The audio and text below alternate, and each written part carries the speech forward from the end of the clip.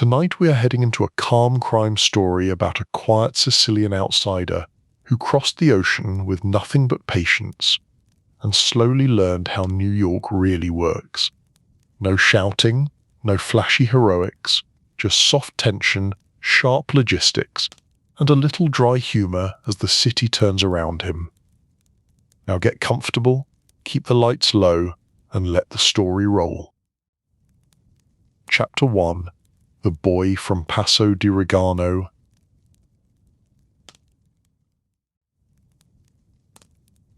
The air in Passo di Regano carried dust and orange blossom, and young Carlo grew up breathing both.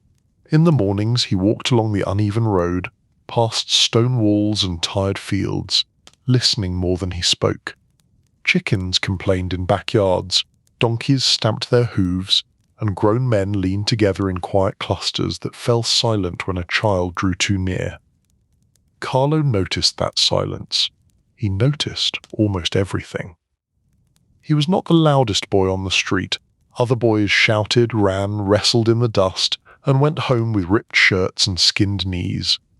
Carlo preferred the edge of the crowd. From there he could see who laughed a little too fast and who never laughed at all. There were men who walked the neighborhood as if the world was a room they already owned. Their coats looked no finer than anyone else's, but people moved aside for them in narrow alleys without being asked. Carlo paid attention to that also. The family home was plain but well kept. A small courtyard, a table that stretched just enough to fit everyone, and a mother whose hands were always busy. She had flour on her clothes, flour on her hair, and a sharp eye for which child had not washed properly before sitting down.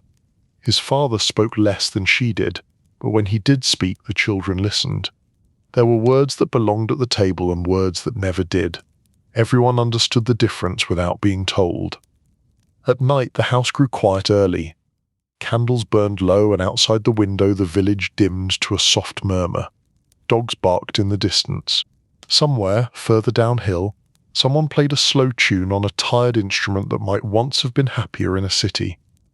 Lying in his bed, Carlo listened to the sounds of people who never fully slept. Even when the sky was dark and most shutters were closed, there were footsteps now and then, and muted voices, and the occasional knock that did not echo like an ordinary guest. Once, when he was still small enough to be carried, he woke to the sound of a low conversation in the kitchen. The door to his room was half open. He padded out in bare feet, drawn by curiosity and the smell of coffee. His father turned his head at once. The visitors did not. They sat at the table, one wearing a coat too heavy for the warm night, the other with a face as calm as a full moon.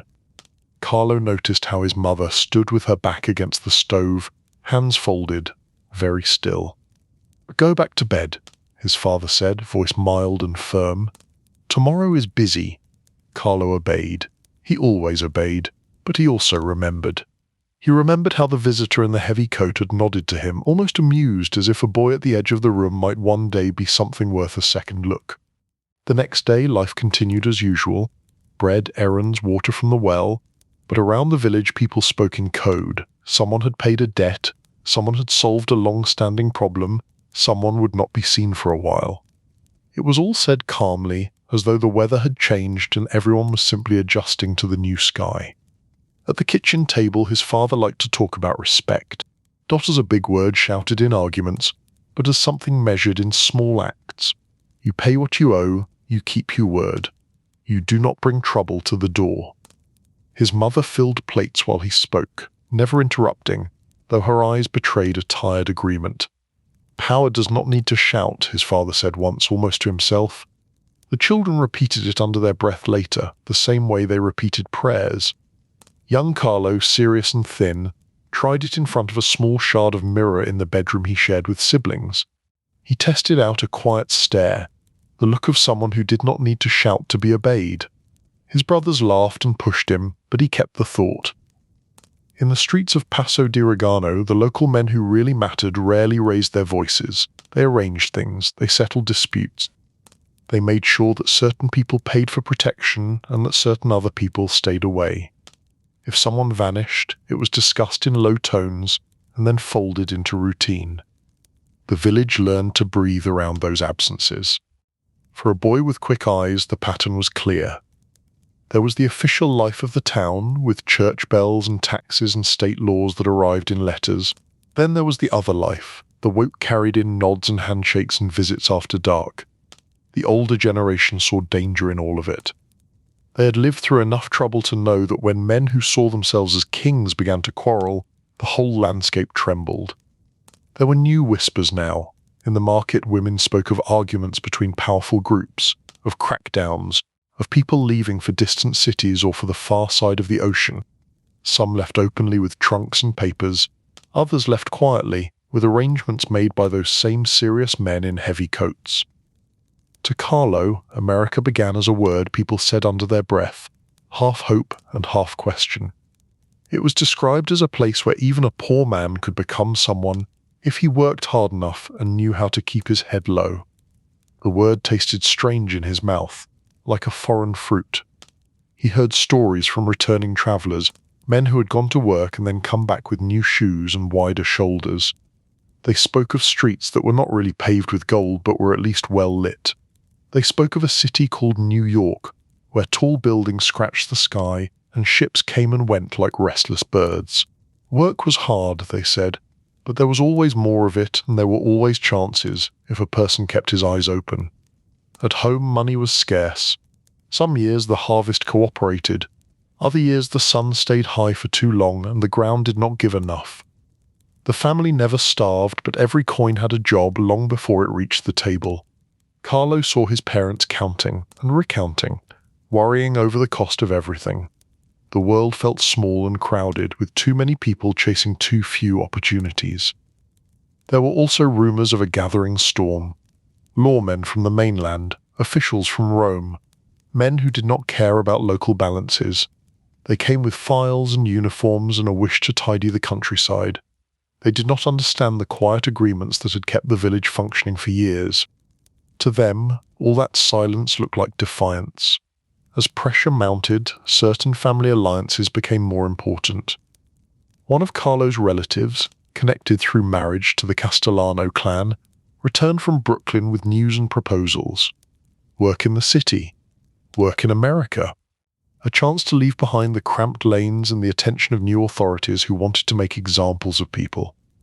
The conversations at the kitchen table grew more serious. His father's voice, usually measured, carried a trace of worry.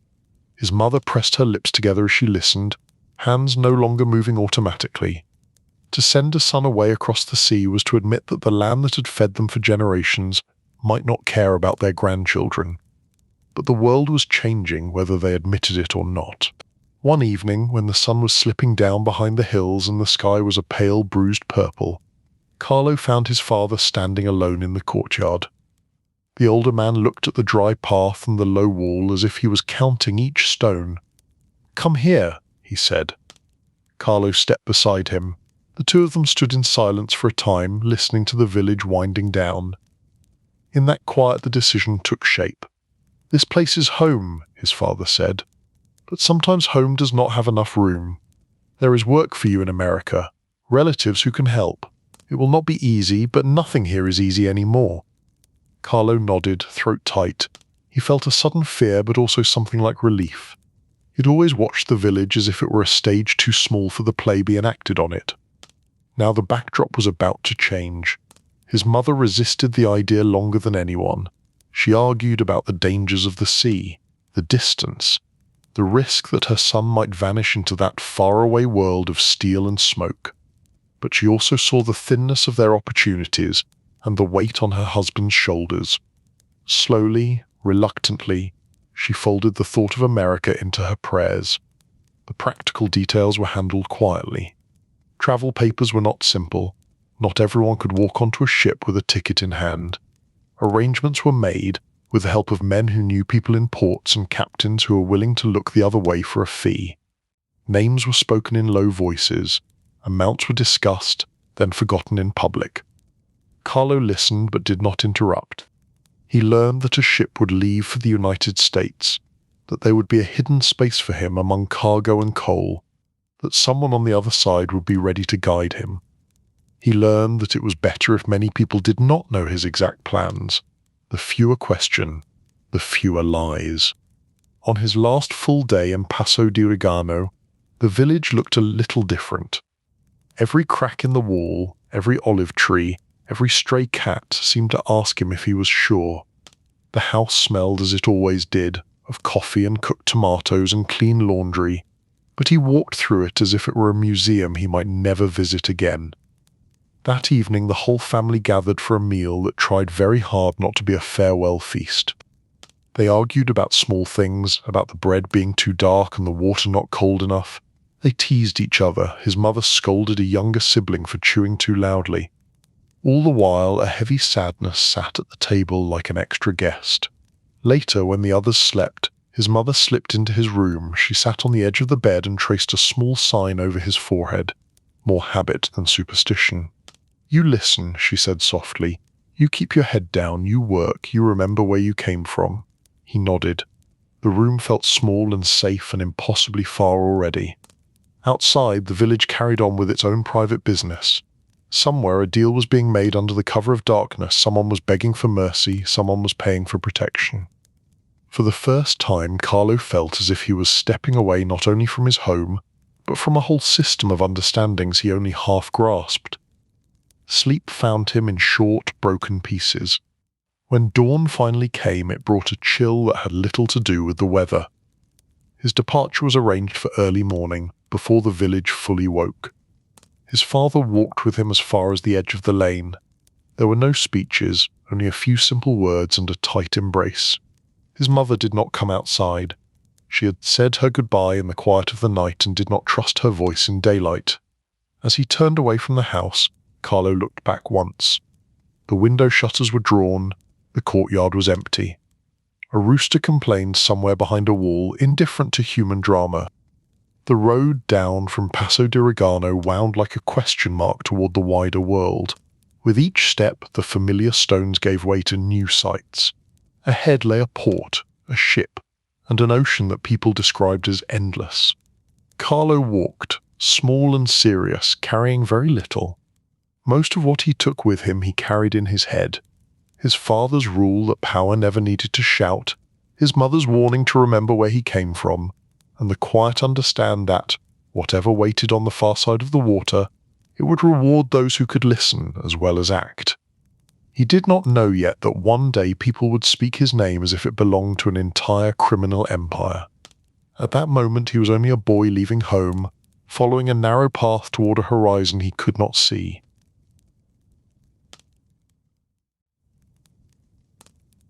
Chapter 2. Stowaway to Brooklyn. The ship waited in the harbour like a patient animal. Smoke drifted from its funnel into a grey morning sky. Dock workers moved along the pier with practised rhythm, loading crates and sacks, shouting instructions that blended into a rough chorus. Carlo kept close to the man guiding him, a contact whose name was never repeated in public. As they walked, the man pointed out details in an offhand way. That crane belonged to someone they knew. This foreman could be trusted for the right price. That stack of crates was never to be opened by curious hands. The sea smelled of salt and oil. Waves slapped the hull with a calm, relentless sound. For all the talk of storms and disasters, the water near the pier was as ordinary as a big puddard, just wider and deeper than anything Carlo had known. The plan was simple and dangerous. He would board the ship as cargo, not as a passenger. There was a space prepared for him, a narrow corner near the bow where he would lie low while the ship was in port and during inspections. Once the vessel was underway, he could move a little more freely below deck, though never far enough to irritate the crew. They reached a shadowed area where the side of the ship loomed above them. The man who had guided him turned, studied his face, and spoke in a low voice. "On the other side, you do what the cousins tell you," he said. "You do not rush. You do not show off. America likes money, not noise." Carlo nodded. Advice like that was comforting in its familiarity. It sounded very much like his father.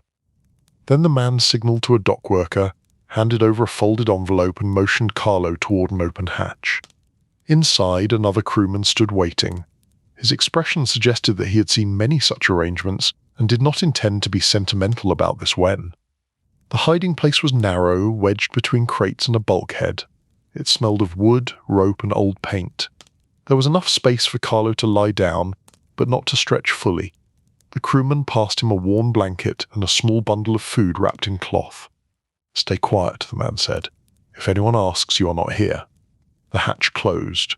The world shrank to darkness and muffled sound. At first, time was measured in heartbeats and breath. Carlo lay still, listening to the ship's belly filling with movement, footsteps above, the creak of wood, voices calling across distances he could not see. Somewhere, metal clanged. Somewhere else, a big machine coughed into motion. When the ship finally moved, it was almost gentle. The floor beneath Carlo's body tilted, then steadied, then tilted again. The rhythm of water against steel changed, becoming something deeper. The harbour fell away behind them, though he could not watch it recede. For a while, the sensation of motion made him queasy. He closed his eyes in the dark and breathed through it, grateful for the stillness of the wall at his back. Days at sea blurred together, though he had no clear way to count them. He slept in short stretches and woke whenever a new sound broke the pattern. Once in a while, a friendly sailor would slide open the hatch and pass in a cup of water and a heel of bread, glancing over his shoulder as if afraid that compassion was a rule-breakable offence. "You are lighter than half the cargo," one of them muttered once with a crooked grin. "Try not to get heavier." Carlo said thank you with a small nod, keeping his words economical. He understood that these men were not doing this for his sake alone. They were part of a chain of favours and obligations. Still, he appreciated the way they tried to treat him like a person, not a crate. When the weather was calm, the ship groaned and swayed in a predictable way. When the sea grew rough, it felt as if the whole vessel was clenching and releasing, fighting invisible hands.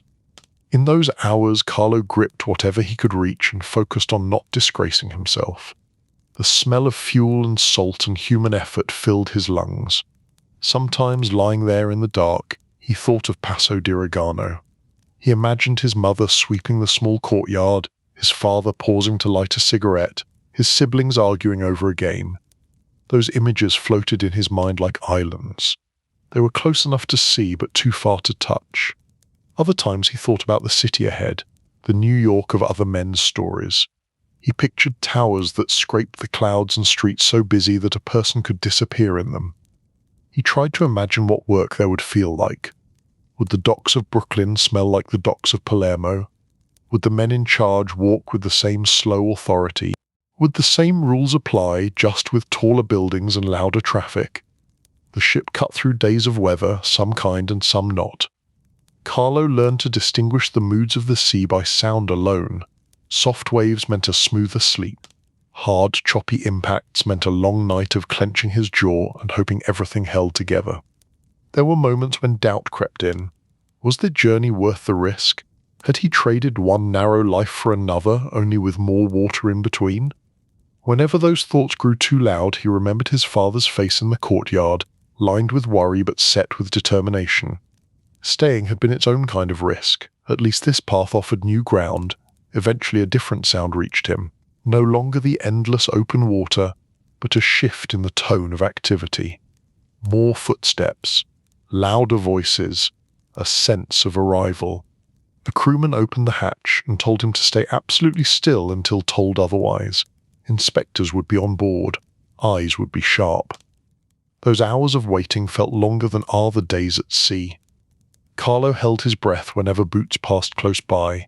He heard questions asked and answered in brisk voices. He imagined uniformed men moving through corridors, peering into corners, looking for hidden cargo of all kinds. Nobody opened the right crate. Nobody noticed the boy pressed against the hull, heart hammering like a small engine. At last, the tone of movement changed again. Laughter, slower footsteps, the weary shuffle of men whose important work was done for the day. The hatch creaked open. "We are in America," the sailor said, his voice low. "Norfolk. You will be moved off when it is safe." The word America sounded different when spoken on its own soil. He took it in without comment, his relief tight and quiet. When night fell, the sailor returned with another man. They guided Carlo through dim, narrow passages that smelled of rust and stale air. No one challenged them. The crew walked with the easy confidence of men who belonged where they were, and Carlo followed in their wake like a shadow. They led him to a spot where the hull's side loomed above the water, close to a ladder that dropped toward a smaller boat. A figure waited below, barely more than a darker shape in the darkness. "This is as far as we go," the sailor said. "Brooklyn is still a long way, but you are closer now than when you climbed in." He clapped Carlo once on the shoulder, a brief rough gesture, then turned away. Climbing down the ladder took care and patience. The rungs were damp, and the water below looked colder than anything in Sicily. But the small boat was steady, and the man in it had an experienced grip. He helped Carlo in, pushed away from the ship, and began to row. As they moved toward shore, lights spread before them. They were not the towering skyline he had imagined from Tales of New York, but they were bright and numerous, scattered like fallen stars along the coastline. This was Virginia, a place he knew almost nothing about, but even here the air felt different. New language, new laws, new opportunities, and new trouble. The man rowing did not waste words. He gave a name that might have been real or might have been borrowed for the night. He said that arrangements had been made to move Carlo north, toward the true destination. The journey from Norfolk to New York was less dramatic than the crossing, but more tiring. There were trains and wagons, cheap rooms, and long waits. At each step, someone seemed to be expecting him.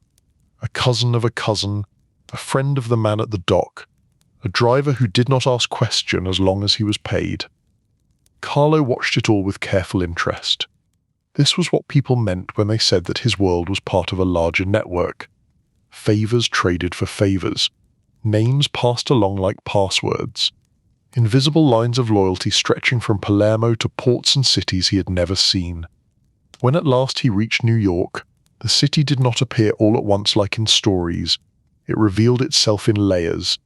First the smell, thick with coal smoke, hot metal, and too many people living too close together. Then the noise. Wheels on stone, voices in a dozen languages, the distant cry of ship horns. Finally, the sight of the buildings, taller than anything he had known, rising in uneven rows. Brooklyn was different from the crowded core across the river, but it had its own density, its own rhythm. The streets near the harbor were a blend of warehouses, small shops, and tenement buildings stacked with families from half of Europe. Laundry hung from windows like flags of surrender. Children ran in packs, dodging cartwheels. Men stood on stoops, smoking and watching in a way that reminded him strongly of home. He was taken to a row house where relatives waited. The Castellano branch of the family lived there, with too many people in too few rooms, though no one complained. They greeted him with a mix of warmth and scrutiny, assessing the boy who had crossed an ocean and several hundred miles of strange country to stand in their doorway. "You are thinner than your father," one of them said, squeezing his arm. "We will fix that." There was food more than he had eaten in days. Pasta, bread, a sauce that smelled like the one at home but tasted slightly different, as if the tomatoes were still learning how to grow in American soil. Adults spoke in a mix of Sicilian dialect and heavily accented English, switching between languages depending on who they wanted to confuse. From his new bedroom, a small space crowded with beds, he could hear the city at all hours. Trains rattled, someone shouted in the street, a baby cried, a door slammed, a cart rolled by with clattering wheels. The sound never fully stopped. It only changed volume. In the morning his cousins began to show him the neighborhood. There were shops that sold bread like back home and shops that sold things he had never seen before. There were churches and bars, police stations and union halls, movie theaters and pool rooms. Every building seemed to belong to someone, and some belonged in a special way to men whose names were spoken with the same careful respect as certain men in Passo di Rigano. Work came quickly. At first it was simple. Carry this, sweep that, run this note to that address, learn the streets, learn which doors you knock on hard and which you barely tap, learn who smiles at you and who pretends you do not exist. He discovered that New York had its own invisible map. Some corners were safe for almost anyone. Others belonged to a certain group and you stayed away unless invited. The docks that lined parts of Brooklyn were especially important. Ships meant cargo, and cargo meant money. Watch the movement of crates and trucks. Carlo felt he was seeing the blood flow of the city. At night he studied English with the seriousness he had once given to studying the adults in his village. Words were tools, and he wanted the full set. His cousins laughed at his careful pronunciation at first, but they also corrected him, showing him how to bend words into the local shape. Soon he could understand the shouted instructions of foremen and the muttered comments of men in flat caps who played cards in the back of certain bars. Everywhere he went he noticed the same patterns. There were the official faces of authority, in uniforms or behind desks, and there were the unofficial ones, leaning against door frames, setting the tone without ever raising their voices. It was the same old dance in a new theatre. The relatives made sure he remembered his place. He was the younger one, the newcomer. He carried boxes, swept floors, listened more than he spoke.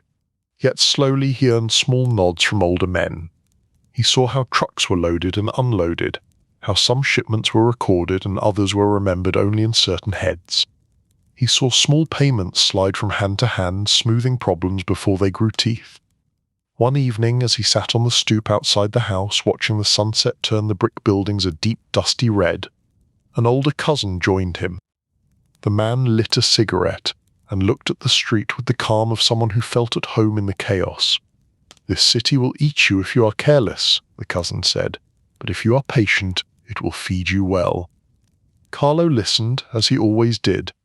The lesson matched everything he had already learned on two sides of an ocean. Do not shout, do not rush, watch who moves the pieces on the board, and never forget that every favor has a price. In Passo di Regano, he had learned the shape of power in a small town. Here, in the shadow of tall buildings and endless docks, he began to learn the shape of power in an empire of brick and steam. He was still only a young man, newly arrived, with no idea that day his name would belong to one of the most powerful crime families in the country. For now, he was content to carry crates, study ledgers he was not yet allowed to touch, and fall asleep each night to the steady roar of Brooklyn, a city that never seemed to rest and never seemed to apologize for it. Chapter 3: Prohibition and the Quiet Earner. Prohibition arrived in America like a strict aunt with a rule book and no sense of humor. On paper, it promised a cleaner nation. In reality, it did something very different. It turned alcohol into a forbidden fruit and handed its distribution to people who were very comfortable working in the shadows. For a young man like Carlo, newly settled in Brooklyn and learning the city's invisible map, the change felt like an enormous opportunity wrapped in a loud mistake. He watched it unfold from the loading docks and back rooms where his relatives and their friends did business. One day, beer flowed openly from taps and bottles in barrooms that needed only a basic license. The next, those same barrooms shuttered their doors or pretended to turn into respectable soda parlors. Officially, the taps went dry. Unofficially, the real business moved to cellars, side rooms, and unmarked addresses that did not bother with signs. In those early years, enemies and allies sorted themselves into new teams. On one side were men who believed in the old country ways and wanted to keep their own circles of power. On the other, new figures rose with fresh ambitions and a taste for rapid expansion. To Carlo, it all looked like a grand game with very serious stakes. He did not start as a planner. At first he was muscle without boast, courier without complaint. He carried messages and envelopes, learned which warehouses held real goods and which stored contraband. He listened to truck drivers curse the new laws while happily taking cash to move forbidden barrels through the night. Brooklyn's streets became parade routes for unmarked vehicles. Some were loaded with legal cargo on top and illegal cargo hidden below. Some carried nothing at all, serving as decoys. On certain nights the waterfront hummed with activity that never appeared in any official ledger. Men who had spent their lives hauling honest freight now handled crates that mattered much more. Carlo discovered that he liked the logistics of it. He enjoyed seeing how pieces fit together. A shipment that left a hidden dock at midnight needed to arrive at an uptown speakeasy by dawn. Between those 2 points were police patrols, rival crews, and bad luck. Reduce any of those 3 and profits went up. The puzzle appealed to his patient mind. The families behind these operations were not a simple united front. There was Joe the Boss Masseria with his supporters, and there were the Castellammarese men with their own ideas about who should rule New York's underworld.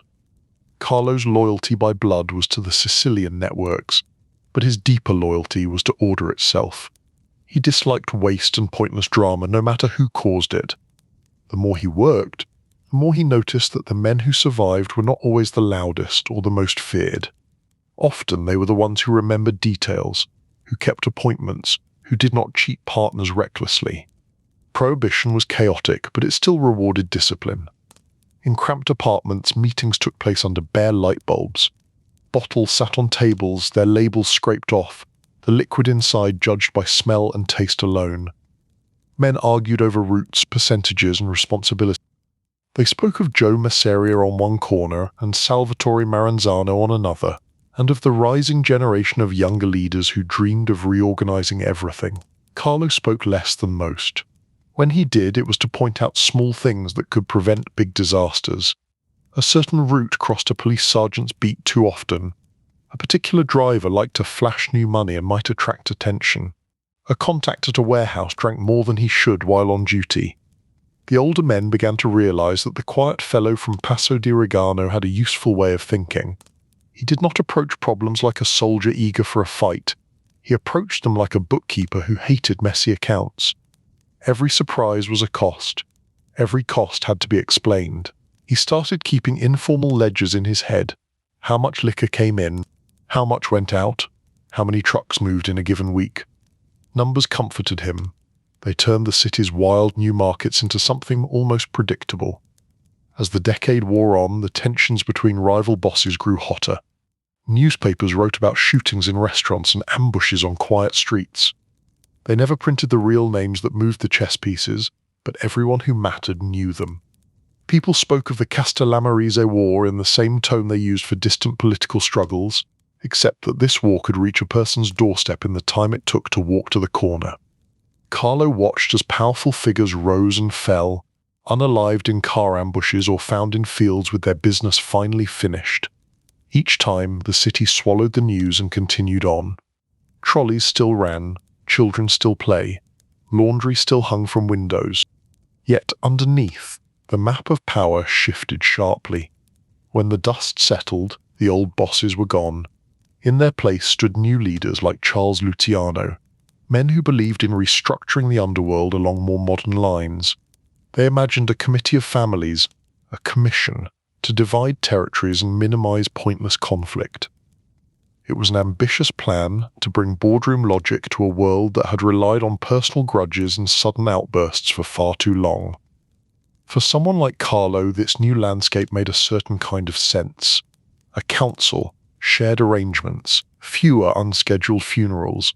All of it appealed to his preference for stable systems. He knew instability was sometimes profitable in the short term, but over time it gnawed at trust and made people sloppy. In this reorganized order, Carlo found himself working more closely with the men who had come to control the Mangano family, tied to the Brooklyn waterfront. The docks where he had once carried crates now held a different significance. Control the union there, and you controlled the flow of goods. Control that flow, and you had a lever that reached across industries. Prohibition continued to pour money into these operations. Bottles came in hidden among legitimate cargo or from secret stills upstate. Trucks moved under cover of darkness and rain. Tunnels and basements connected speakeasies to safer exits. In many neighborhoods it became an open secret that if you wanted a drink, you could have one. The law had created a thirst it could not satisfy, and the underworld supplied it on its own terms. Carlo's role shifted gradually from manual work to management. He started giving orders instead of only following them. He did not raise his voice when he did so. People often realized they had been instructed only after they were already obeying. He had mastered the art of bending conversation until it resulted in exactly the outcome he wished. At times, he even attended higher-level meetings. sitting at the edge of rooms where men with more famous reputations argued about long-term strategy. They discussed alliances with gangs from other cities. They debated whether to expand into new rackets like narcotics, which seemed tempting but dangerous. They weighed the benefits of a national structure against the risks of drawing more attention from Washington. Carlo listened, storing away details. He favored diversification as long as it stayed controllable. Liquor had a certain predictability. It was a vice many respectable citizens quietly enjoyed. Other trades carried a harsher kind of attention. He understood that attention was the thing a man in his line of work could not afford in large doses. When the end of prohibition finally came, it did not arrive with the suddenness of a trapdoor. It came through legislative steps and public debates, through citizen fatigue and political calculation. By the time the law was officially reversed, many underground operators had already begun to plan their next moves. On the day it became legal again to sell alcohol openly, legitimate distributors celebrated. Bars rolled up their shutters. Bottles returned to shelves in bright displays. For much of the public, it was a return to normal life. For Carlo and his associates, it was an economic earthquake. Some men panicked. A river of money had just been diverted into official channels. Many of the routes and contacts that made fortunes during the dry years would be worth far less. The question hung in the smoky air of back rooms. What now? Carlo had been waiting for this moment. He had long ago realized that the law could change faster than human appetites. If people could get their liquor from licensed suppliers, then perhaps the underworld should shift toward things that were still scarce. Influence, protection, access to labor, control over transport. He began to push for investment in trucking companies and warehouses, in dockside unions and longshoremen's locals. If you could not own the product itself, you could own the road it traveled on and the hands that moved it. Legal goods, illegal goods, it did not matter. They all needed to pass through certain gates. At quiet meetings in modest offices, he spoke calmly about contracts, schedules, and leverage. Men who had once thought only in terms of muscle and fear started to see the advantage of having friends in unions, of placing trusted men inside corporations, of using threats sparingly and invoices constantly. The underworld, in its way, was becoming more professional. This did not make it moral, but it did make it more organized. In this transformation, Carlo's knack for logistics shone. He had a talent for seeing how a simple trucking company, with old vehicles and modest offices, could become the center of a web that touched countless businesses. He understood that if a strike could be started or stopped by a phone call, the person holding that number had real power. By now, his reputation within the Mangano organization had grown. He was known as a man who preferred a ledger to a gun, who could sit quietly for an hour and then ask a single question that changed the course of a deal. He did not need to stand in the front row of group photographs. He rarely allowed himself to be photographed at all. The city around him continued to evolve. New buildings rose, old neighborhoods changed accents as immigrant waves followed one another. When he walked through Brooklyn's streets, he saw traces of the boy he once was, a stowaway from Sicily trying to understand how this new world worked. But that boy had become a figure other men watched and read carefully, even if ordinary citizens passed him by without a second glance. Prohibition had turned the underworld into a sprawling business, taught it the scale of America's thirst, and shown it the profit hiding in distribution networks. Its end forced the sharpest minds to either adapt or fade. Carlo adapted with quiet precision. By the time the country adjusted to its new legal drinks, he had already helped nudge his world toward fresh enterprises. He was no longer a background figure. Inside the secret hierarchy of New York's families, his name carried weight. Not the loud, flashy weight of a man who enjoyed headlines, but the heavy, reliable weight of someone who could be trusted to turn chaos into income and enemies into manageable problems. He had survived his first great wave of change in America, not by being the toughest man in the room, but by being the one who understood, earlier than most, that any law can change overnight, but the need for money, protection, and control is as constant as the tide. Chapter 4: The Mangano Years. By the time the 1930s and 40s rolled through New York, the city had begun to heal from its prohibition fever. The legitimate alcohol trade settled into ordinary routines. Bars obtained licenses, breweries paid taxes, and respectable citizens went back to drinking without feeling especially daring. The underworld, however, had no intention of shrinking quietly. It simply shifted its focus. For Carlo, this shift came with deeper ties to the Mangano family, one of the powerful groups that made up the new structure of organized crime. Under Vincent Mangano and his brother Philip, the family held strong influence over the Brooklyn waterfront. To outsiders, that might have seemed like a narrow field of control. To anyone who understood commerce, it looked like a golden key. The docks were where the world arrived. Crates from Europe, South America, and distant parts of the United States passed through those piers. They carried everything from coffee and cloth to machinery and rare goods. If someone controlled who unloaded those ships, who carried the crates to warehouses, and how quickly anything moved, that someone could apply pressure to almost any business that needed imports. Carlo took to the waterfront like a man who had finally found his favorite office. Mornings there began early, with fog hanging low over the water and gulls circling in hopeful loops. Longshoremen gathered in knots waiting to be picked for the day's shifts. Foremen moved through them, calling names, deciding who would work and who would go home with empty pockets. The Mangano family's power on the docks was not an abstract concept. It lived in those moments when a foreman, influenced by quiet suggestions from higher up, chose one worker over another. Union leadership was deeply tied to the famine. If a company wanted to avoid costly strikes or delays, it was wise to stay on the right side of certain men. Carlo learned the faces and habits of everyone who mattered along the piers. He noticed which foremen were greedy, which were vain, which were careful. He made note of which union officials liked to talk too much when they drank, and who preferred to sit in the corner and observe, much as he did. He invested his time in relationships. When a man's mother fell ill and hospital bills loomed, Carlo made sure an envelope arrived. When a worker's son needed a job, he arranged for an introduction. These gestures were never called charity. They were investments in loyalty, carefully recorded in his mind. At meetings with Vincent Mangano, he often played the role of quiet advisor. Mangano was the official boss, and he liked it that way. He had the bearing of a ship captain, a man who enjoyed being seen at the wheel. He took pride in the family's standing and in its control over key unions. Carlo respected him, but he also knew that power, built around one man's personality, could be fragile. He preferred structures that could function even if one person vanished. He worked behind the scenes to strengthen the family's grip on trucking lines, warehouses, and distribution routes that reached deep into Brooklyn and beyond. Alongside Carlo in the hierarchy stood another formidable figure, Albert Anastasia.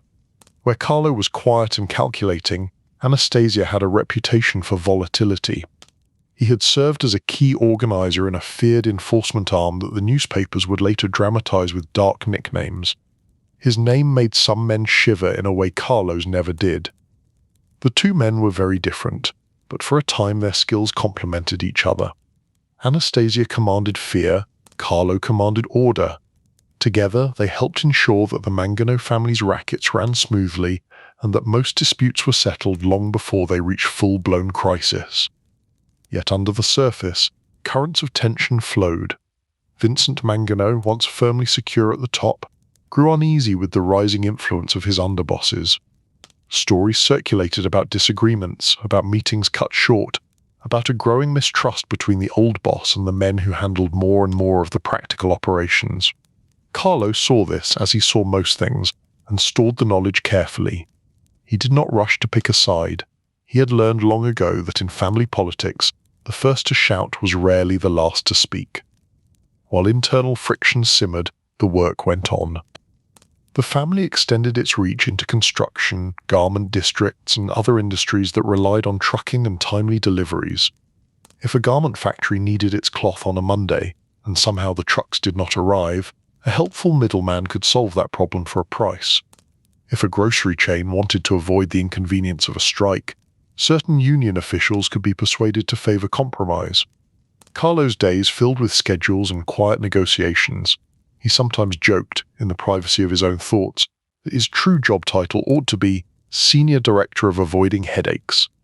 When he prevented a conflict or straightened out a miscommunication, profits stayed healthy and attention stayed low. That was his preferred balance.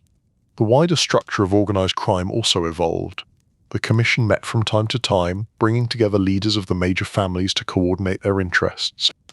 At those gatherings, many eyes focused on the loudest figures, the ones who enjoyed performing their importance. Carlo rarely sat in the brightest part of the room, yet his opinions traveled through the voices of others, carried by allies who valued his sense of proportion. In the 1940s, the world beyond New York was consumed by war. Men shipped out to fight overseas, factories retooled to build weapons and vehicles. Rationing touched every household. The underworld adapted, as it always did, finding ways to profit from new shortages and new demands, but Carlo understood that this era required extra caution. The government and public were more focused and more willing to accept strong police measures than during ordinary years. He favored staying away from anything that looked like sabotage or outright theft from military supply chains. Some associates grumbled at his caution, tempted by the large sums that could be made from stealing strategic materials. Carlo saw another angle. There was no profit in provoking a government already on high alert. Better to keep to the edges to avoid being named as a threat to the war effort. His advice helped the Mangano family avoid certain missteps that cost others dearly. Law enforcement attention always existed, but during and right after the war, the families that had played too close to forbidden fires felt a harsher heat. As the war ended and soldiers returned, new problems emerged. Jobs were needed. Ambitious young men came back with experiences and expectations that did not fit neatly into the old order. Some wanted quick money, others respect, and some both. The families offered opportunities, but they also faced the challenge of controlling a restless new crop of recruits. Anastasia, with his fierce reputation, attracted his share of these young toughs.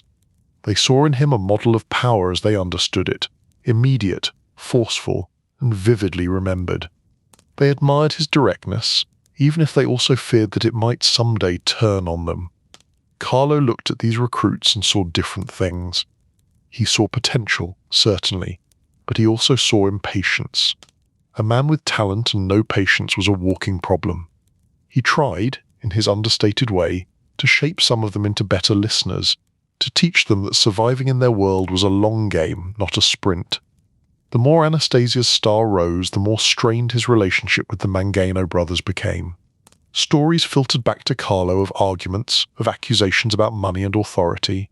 The details differed depending on who told them, but the pattern was clear. Trust had eroded. Then came a period when people began to vanish.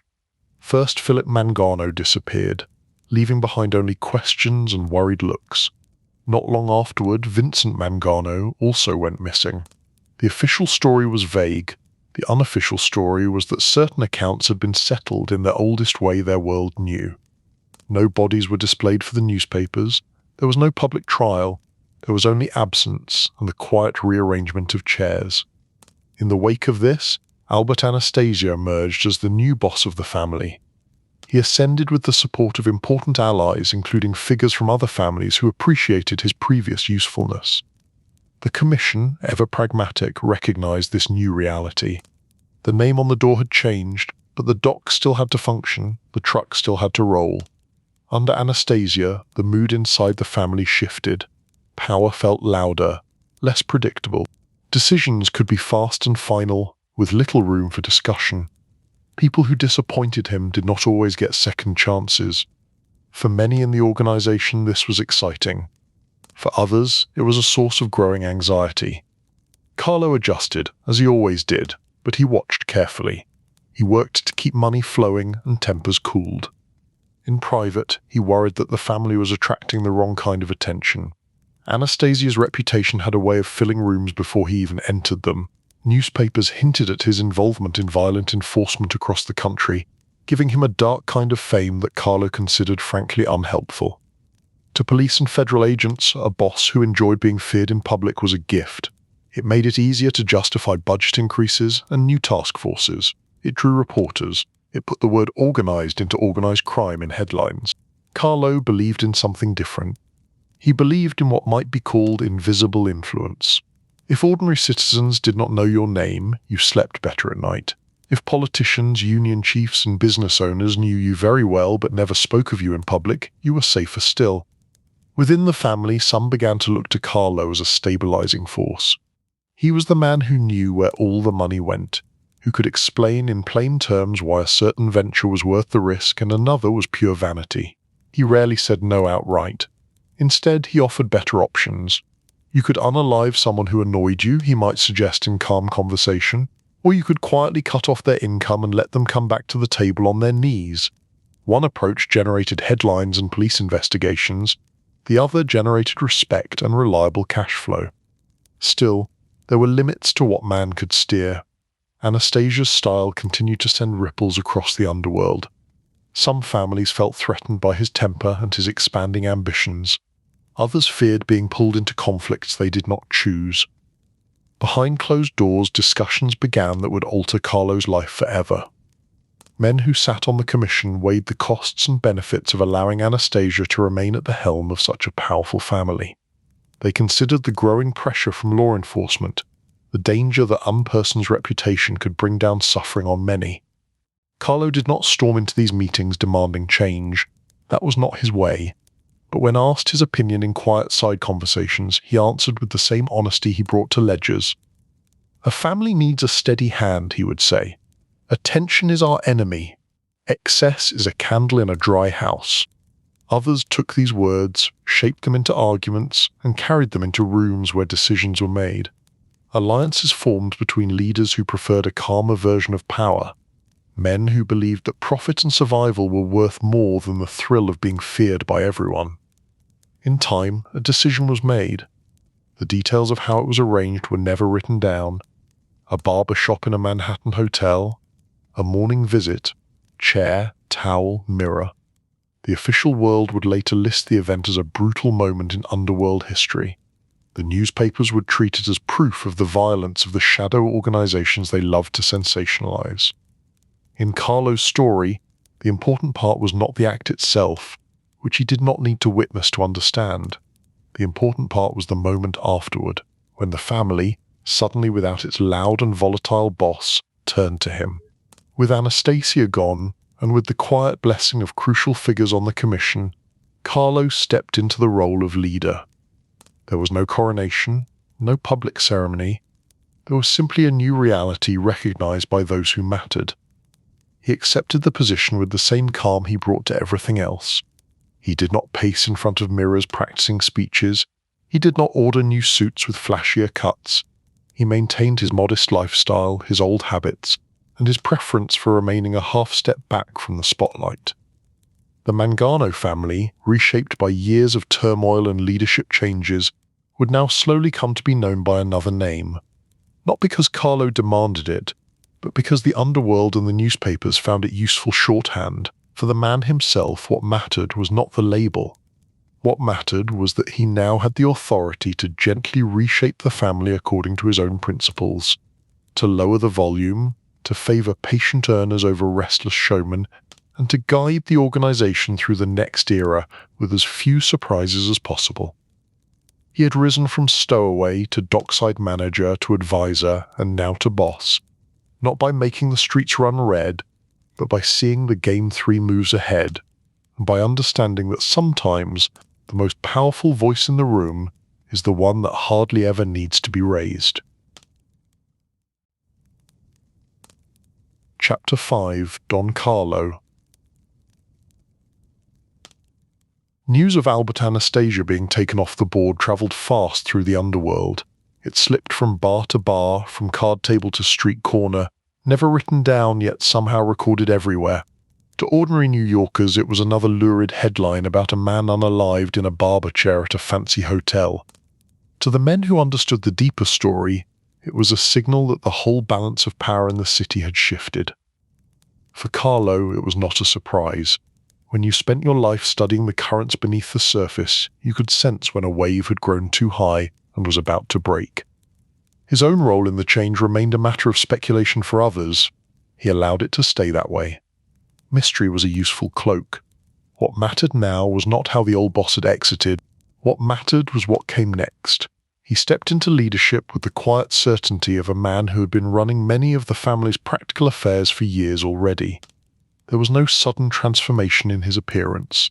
No gold rings multiplied on his fingers. No house made of marble appeared overnight. He did not develop a taste for flashier suits or loud displays. Instead, Carlo did what he had always done. He showed up where he needed to be. He listened more than he spoke. Then he began, carefully and steadily, to change the tone of the family. Inside the organization, people felt the difference almost at once. Where Anastasia's rule had been intense and unpredictable, Carlo's felt measured, like a metronome set to a calm tempo. Instead of sharp swings, there were gradual adjustments. Instead of sudden explosions, there were quiet correction. He promoted men who shared his appetite for patience.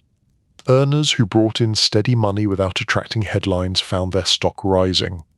Those who liked to shout, flash new cars, or fill the neighborhood with stories of their exploits discovered that their phone calls were returned a little more slowly.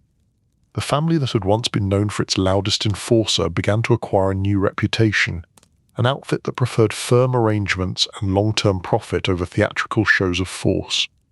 At the same time, the outside world began to attach his name to the organization. It did not happen instantly. Reporters first wrote of the former Mangano family under new management. Then, slowly, the short, serious man from Passo d'Origano became the identifier. Gambino family, some articles began to say, in that tone of breathless scandal they reserved for organized crime. Carlo read those lines in private and shook his head. To him, it was just an irritating reminder that the newspapers always caught up eventually. He understood, however, that branding had its uses even when he had not requested it. If his name was going to be written in ink, he would make sure that it came to stand not for chaos, but for quiet efficiency. Fear still had its place, but it would be delivered in a low voice. His base of operations remained pleasantly modest. There was the brick house on Ocean Parkway in Brooklyn, not remarkable to passers-by except for the occasional gathering of unremarkable-looking men on the sidewalk. There was the suburban home in Massapequa on Long Island, sitting at the end of Club Drive with its trimmed lawn and pale statues. Those statues amused him. Someone once joked that they looked like they were guarding the house. Carlo thought they looked more like bored relatives stuck outside. Still, they were part of the camouflage. A boss who lived in a comfortable but not extravagant house in a quiet neighborhood was easier to overlook than one who shouted his status from a marble palace. Inside those houses, life had an almost ordinary rhythm. At the dinner table in Brooklyn, his wife made sure there was always a proper meal, even on nights when he returned late. Children came and went with school books, questions, and innocent dramas about teachers and classmates. Carlo listened to their stories with genuine interest, filing away charming details about playground politics, even as he carried the complexities of the commission in the back of his mind. He did not explain his business to his children. They knew that their father was important, that visitors treated him with careful respect, that phone calls in the evening could shift his whole schedule. But his work, as far as home was concerned, was something between a businessman and a problem solver. In Massapequa, life felt even quieter. The cul-de-sac was the sort of suburban dream that post-war America loved to build. Tidy lawns, low houses, neighbors watering grass or trimming hedges. The people who lived nearby knew that the fellow at the end of the street received visitors in dark cars but caused no trouble. The garbage was always set out correctly. The house was kept up. No loud music disturbed the peace. The local kids might whisper that something was different about the Gambino household, but the adults understood an unwritten rule. Do not ask too many questions about the quiet man who seems to have everything under control. From these unassuming bases, Carlo ran an operation that stretched across the city and beyond. The docks and unions in Brooklyn remained crucial, but under his leadership the family sharpened its involvement in garment trucking, construction contracts, and the complex world of distribution that connected wholesale markets to retail shelves. He approached every racket with the same mindset he once applied to contraband liquor. Where was the point of leverage? Who decided which trucks moved? Which union official turned the key to a warehouse? Which city inspector had the power to halt a project, identify the pressure point, and you did not need to shout? A soft tap, applied in the right place, moved the entire machine. His dealings with other families followed a similar logic. On the commission, he was not the loudest voice, but over time he became the one others listened for.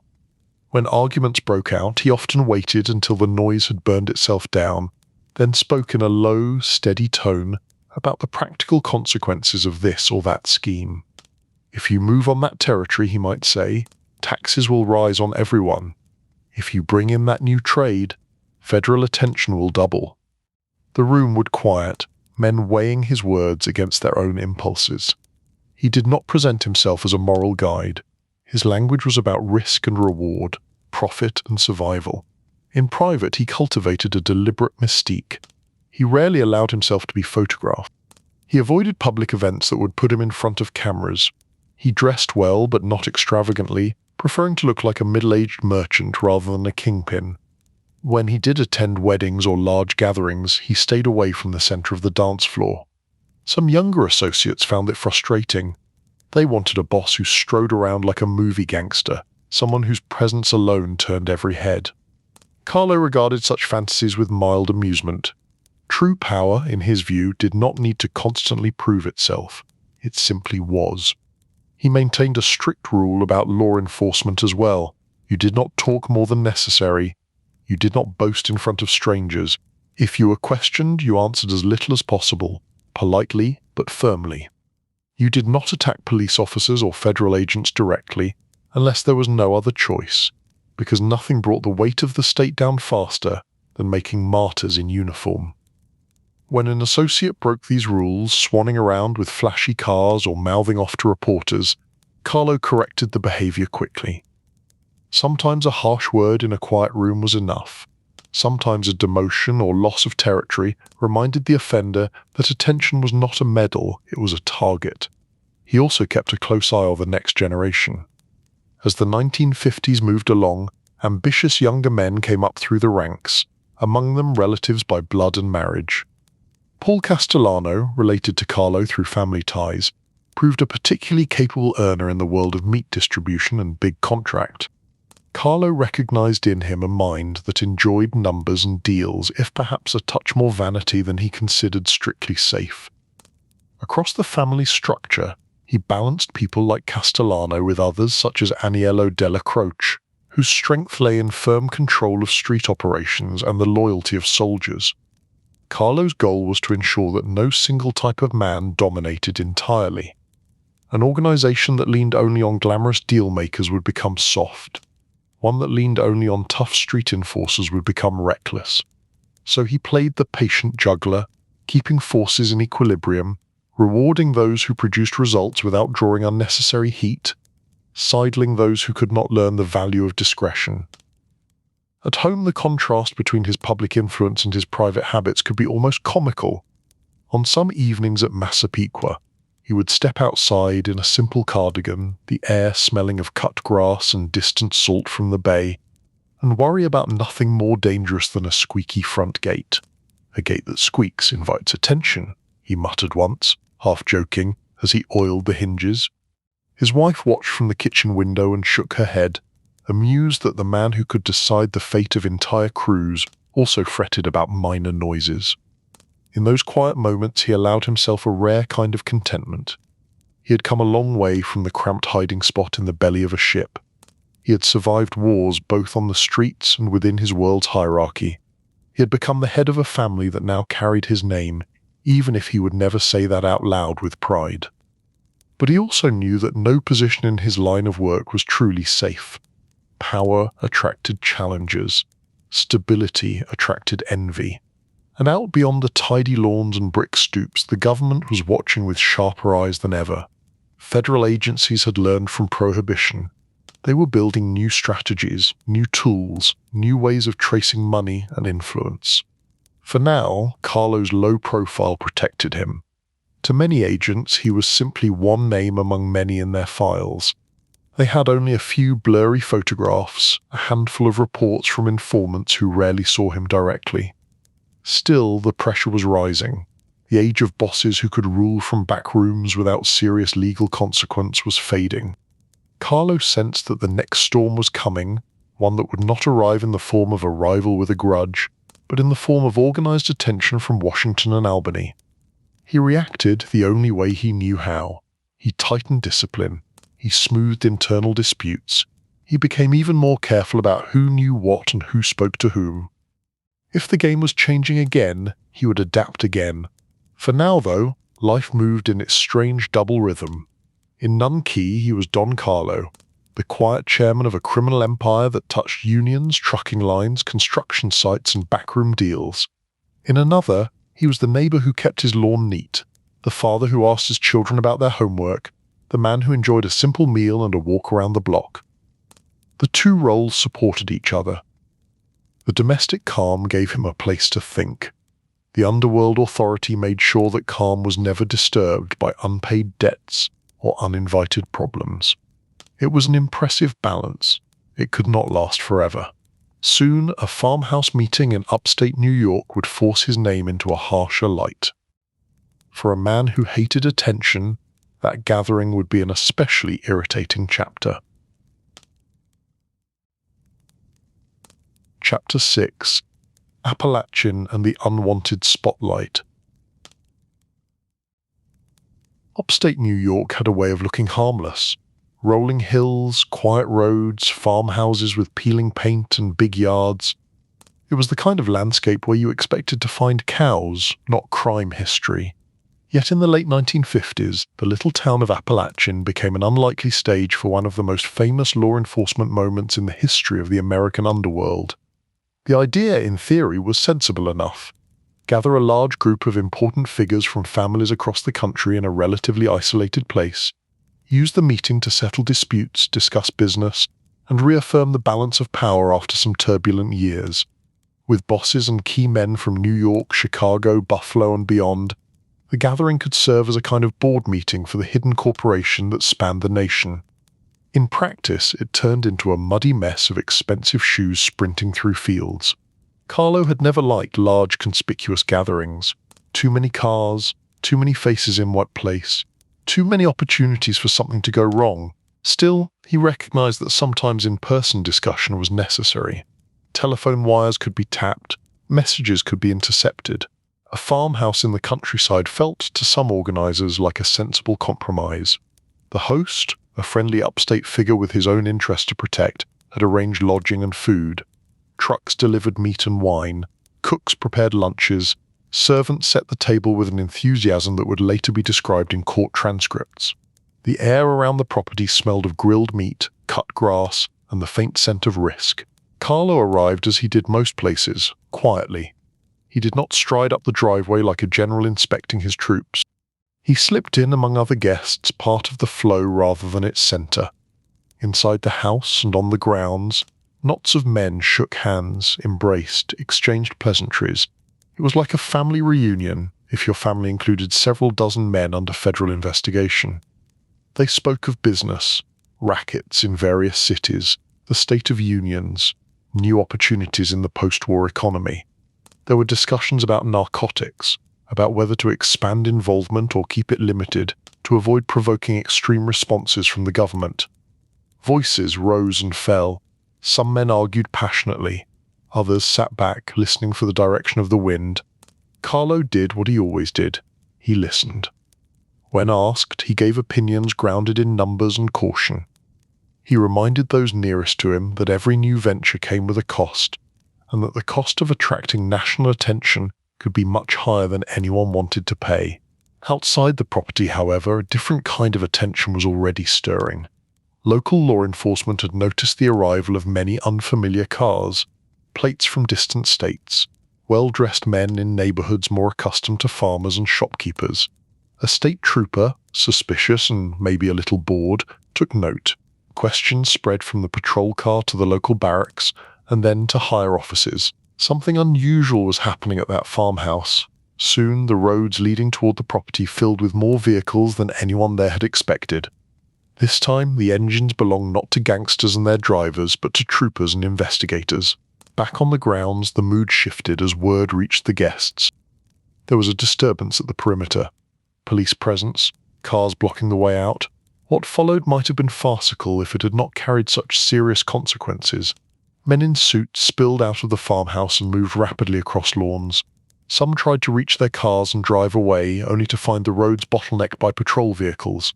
Others scattered into the woods and fields, controlled panic turning into undignified sprints through mud and tall grass. Expensive shoes sank into soft ground, pressed trousers collected burrs and stains, hats were lost, pride took a beating. Carlo, who hated drama, found the entire scene offensively messy.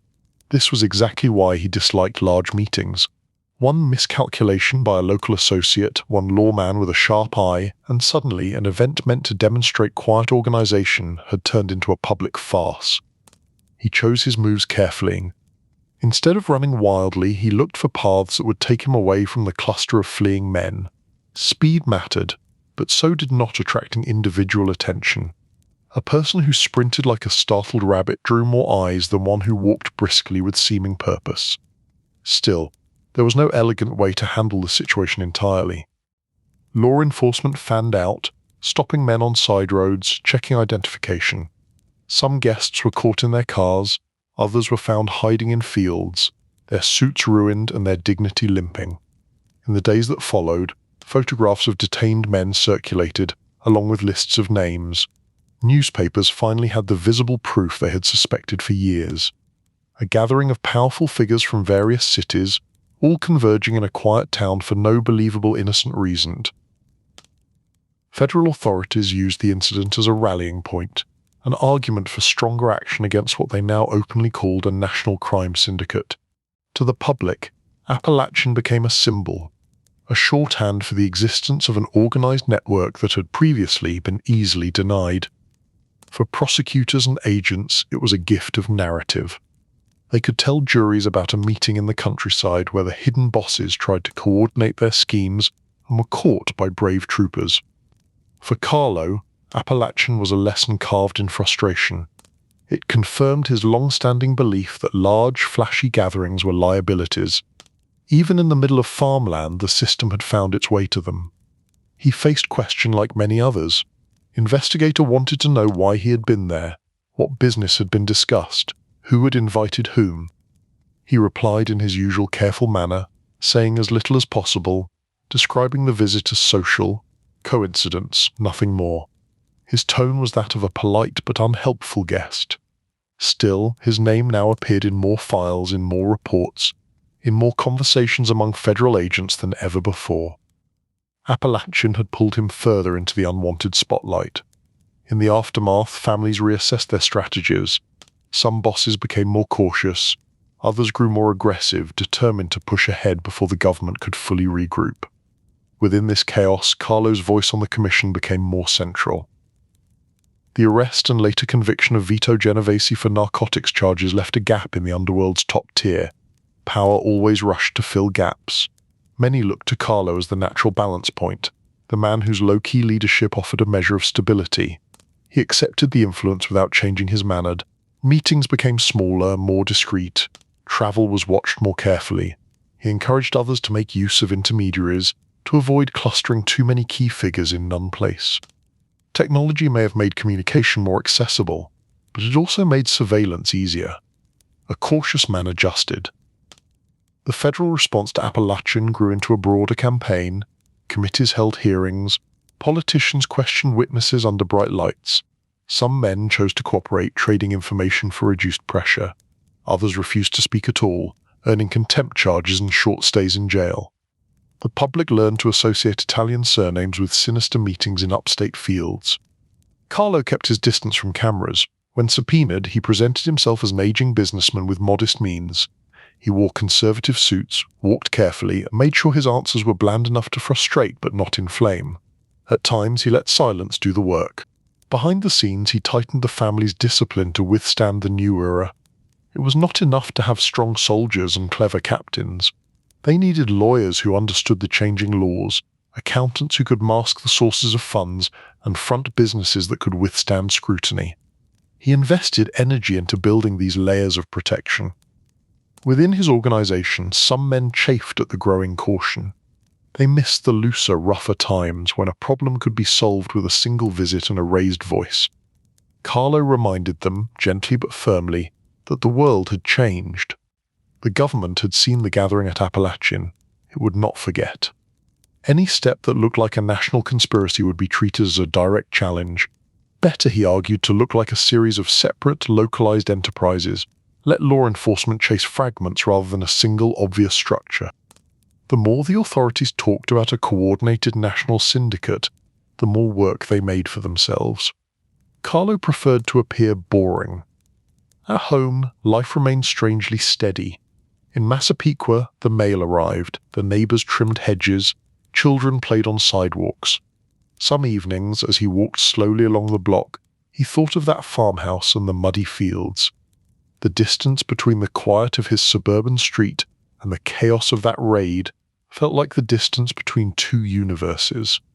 Yet both were part of his life, the respectable facade and the hidden meetings, the oil on his front gate and the oil money passing quietly through truck companies, the man who nodded to neighbors at the grocery store, and the man whose consent was needed for major decisions from New York to distant states. Apalachin had made him more visible to the people trying to dismantle his worlds. But inside that world, it had also confirmed his status as the steady hand others depended on. When storms hit, crews looked for captains who did not panic. Carlo did not panic. He simply adjusted the sails and plotted a new course. In the years after the meeting, as federal strategies evolved and new legal tools were sharpened, he would need every bit of that calm. The game between law and organized crime was about to become more complicated, more technical, and far more public. For now, though, he remained what he had always been at his core, a boy from Paso de Regano who had learned early that power was most effective when it spoke softly, stayed out of photographs, and kept running calculations behind an unreadable face. Chapter 7. Plots, Leagues, and Patience. In the years after Apalachin, the air around organized crime felt thicker. The government had finally said out loud what everyone in the underworld already knew. There was a structure, there were families, and there were men at the top who preferred to be names on whispers rather than names on documents. Carlo understood that the game had changed again. Where once the greatest danger had been a rival family or a hot-headed soldier, now there was another opponent, slow and methodical. The government did not have to win every battle, it only had to keep the pressure steady. In this climate, the commission was supposed to provide balance, a way for the major families to coordinate and prevent foolish conflicts. But men are men, even when they call themselves bosses, and the temptation to reach for more than one already has is never fully quiet. One man who wrestled with that temptation was Joseph Bonanno, a long-time boss with his own ideas about who should lead and who should follow. Bonanno looked at the structure of the commission and saw room for rearrangement. The problem, as he saw it, was that certain figures, including Carlo, held too much influence. The solution he imagined was simple on paper and very messy in real life. If certain chairs around the table were emptied, the remaining voices would carry more weight. Plans began to take shape, quiet at first, tracing lines between loyalists and possible targets. Carlo heard whispers long before there was any firm proof. You did not get to his place in the world without learning how to read small changes in mood. Men who once spoke easily now paused before naming certain names. Meetings were delayed without clear reasoning. Messages that should have travelled in a straight line began to take the scenic route. He responded not with panic, but with deeper observation. If someone was plotting, they would need allies, and allies always left small tracks. A complaint here, a hint of frustration there, a suggestion that maybe the order of things needed refreshing. He made note of who said what, where, and to whom. The eventual outline became clear. Bonanno and a circle of supporters allegedly intended to remove several commission members, among them Carlo, and then seize greater control. It was an ambitious idea, full of risky assumptions. It relied on precision, secrecy, and perfect timing. It also relied, fatally, on everyone involved keeping their mouths shut, Into this delicate arrangement stepped Joseph Colombo, another New York boss with his own family and his own ambitions. Colombo learned of the plot and faced a choice. He could stand aside and see where the knives landed, or he could take the information to the very men being targeted. Colombo chose the path of revelation. Whether out of loyalty, caution, or his own long-term calculations, he brought word of the conspiracy to Carlo and others. In doing so, he saved certain lives and reshaped his own future. When the news reached Carlo, it did not provoke a dramatic outburst. He did not slam fists on tables or shout about betrayal. Instead, he received the information with that same measured stillness that had unnerved more than one associate over the years. So, he said to those close enough to hear, "Some people think the board needs rearranging."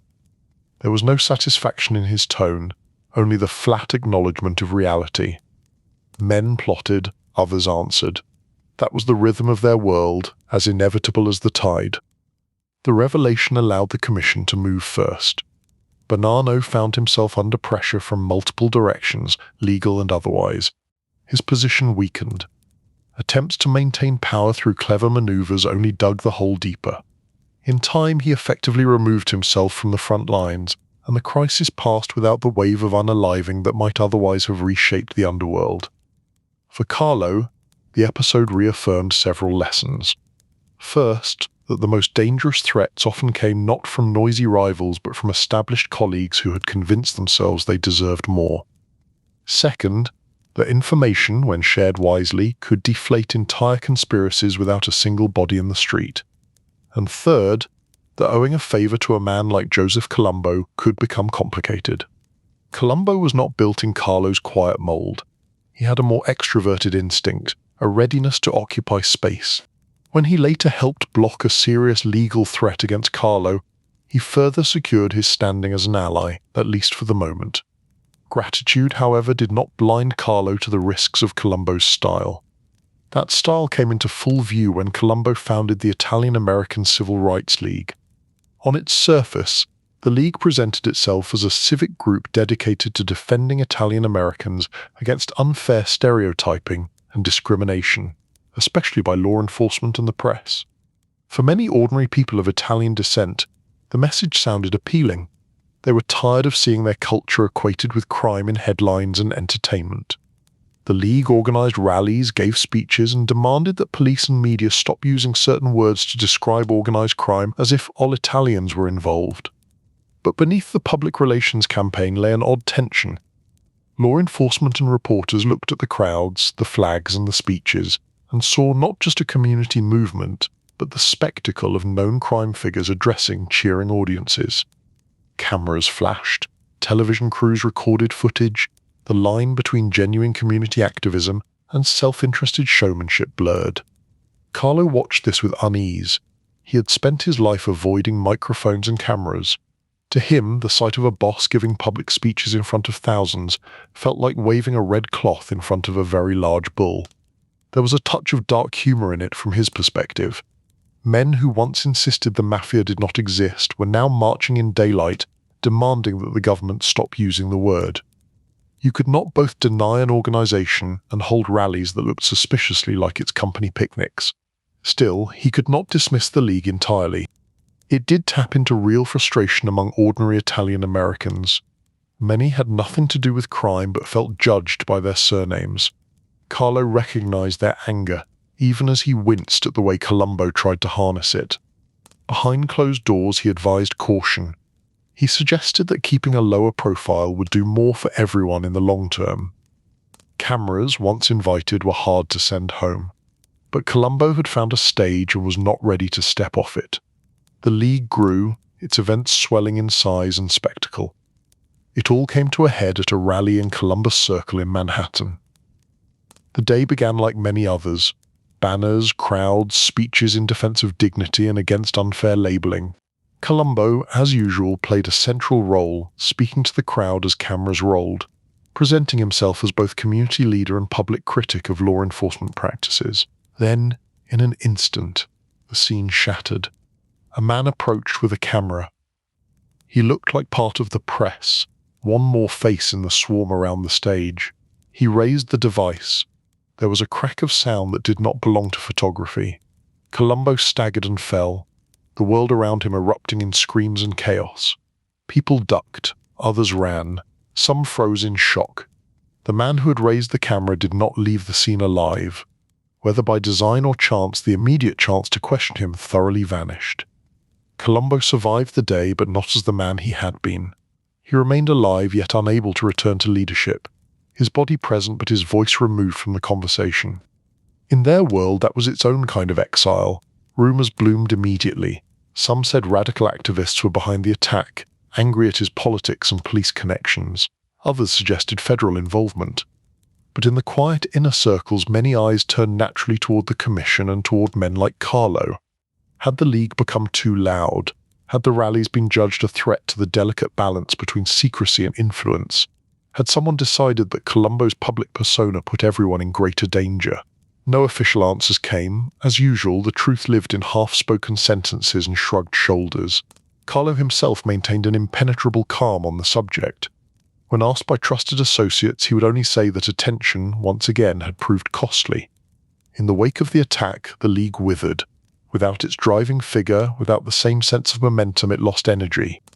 The cameras moved on to other stories, other protests, other public dramas.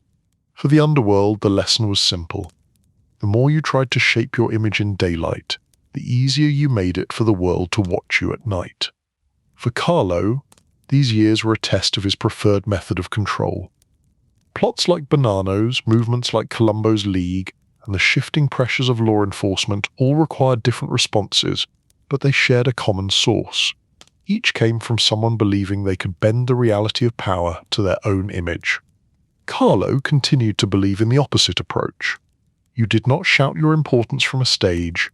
You did not trust grand conspiracies that hinged on many moving parts. You kept your circle tight, your promises clear, and your public profile as dull as possible. At commission meetings after these events, he spoke with even greater authority. He had been targeted and survived. He had watched colleagues rise into the spotlight and then fall into silence. When he said that restraint was not weakness but strategy, more men listened. The 60s, with all their upheavals in public life, were a strange backdrop for his private empire. As the country argued about civil rights, war, and culture, he moved his pieces carefully across the board. He did not ignore the broader changes, because those changes affected juries, police priorities, and the moods of politicians. But he never let himself be seduced by the logic of spectacle. He was, at heart, still the boy from Passo di Regano who had looked at the men in heavy coats and understood that the ones who controlled the village were not always the ones telling the loudest stories. Plots would continue. Movements would come and go. Leagues would rise and fall. Through it all, Carlo's constant ally was patience. He knew that in a world of impulses, the man who could wait and watch often won simply by being the last one still seated when everyone else had knocked their own chairs over. Chapter 8: The House of Gambino. By the time the 70s approached, the name Gambino had settled into public consciousness as the label for one of New York's most powerful families. Newspapers used it as shorthand. Agents underlined it in reports. Young toughs in distant neighborhoods whispered it with a mix of awe and ambition. Carlo regarded this development with his usual mix of practicality and mild irritation. On one hand, it was inevitable. Families took names, and his own had proven a convenient dun for outsiders to use. On the other hand, he had spent decades avoiding celebrity, only to find that his surname had become a brand. If he could not erase the label, he could at least define what it meant inside his own house. The Gambino family, as the world now called it, was not a single monolithic thing. It was a collection of crews, captains, and networks spread across New York and reaching into other states. At its center sat a leadership arrangement that reflected Carlo's preference for balance. On one side stood Paul Castellano, the cousin by marriage whose sharp mind and steady work in legitimate and semi-legitimate businesses had earned him Carlo's trust. Castellano's interests leaned toward construction, food distribution, and other firms that wore proper suits to subcontract with larger corporations. He liked numbers, contracts, and the feeling of controlling big accounts from well-lit offices. On the other side stood Aniello della Croce, a seasoned street man with deep roots among soldiers and captains who made their living in more traditional rackets. Della Croce commanded respect from those who handled gambling, loan sharking, and other direct cash enterprises. He understood the language of alleyways and the needs of men who answered to no one lightly. Carlo saw in these two figures the twin pillars his house needed. Castellano represented the future he believed in, a world where power hid inside corporations and labor unions, where deals could be written on paper that looked legitimate to anyone who did not examine the ink too closely. Della Croce represented the necessary present, where enforcement, territory, and day-to-day discipline still relied on men willing to enforce rules with more than polite letters. He appointed Castellano as a kind of heir in the area of official leadership, while ensuring that Della Croce's role as underboss carried real weight. It was not a perfect arrangement, no division of power ever is, but it gave each side of the house enough status to keep open conflict at bay. Inside this structure, Carlo laid out his quiet rules for survival. First rule, attention is the enemy. No woe was to invite cameras, record interviews, or cultivate a public reputation as a gangster. If someone wanted to be famous, they could become an actor. In the Gambino world, celebrity was a liability. Second rule, steady earnings beat sudden jackpots. He favored ventures that produced predictable income over time. A long-term contract for construction, controlled through union influence, meant more to him than a flashy score that would be gone by next year. Stability bought loyalty and made planning possible. Third rule, internal disputes are to be cooled, not fed. He had seen enough wars, both old country and American, to know how quickly they spiraled.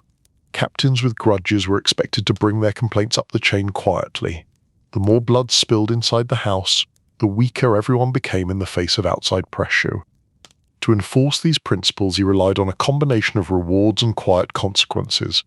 Captains who followed the rules found themselves entrusted with more territory, better contacts, and the ear of leadership. Those who ignored warnings discovered benefits slipping away, routes reassigned, or appointments delayed indefinitely. Beyond New York, the Gambino family extended its reach to other places where money flowed fast. Las Vegas, with its casinos and constant tide of tourists, attracted more than one family. While the city as a whole became a contested playground, Gambino interests found their way into certain operations, sometimes through direct investment, more often through quiet partnerships. To the outside world, the casinos were glittering temples of entertainment. To men like Carlo, they looked like large machines for turning human habit into profit. Yet even here he favored indirect influence. Let others pose for photographs with showgirls. He was content to sit in back rooms reviewing the numbers. On the East Coast, the family deepened its presence in trucking and container shipping as technology changed. Large ports became more automated, but the principle remained the same. Goods had to move, and someone had to control who moved them and when.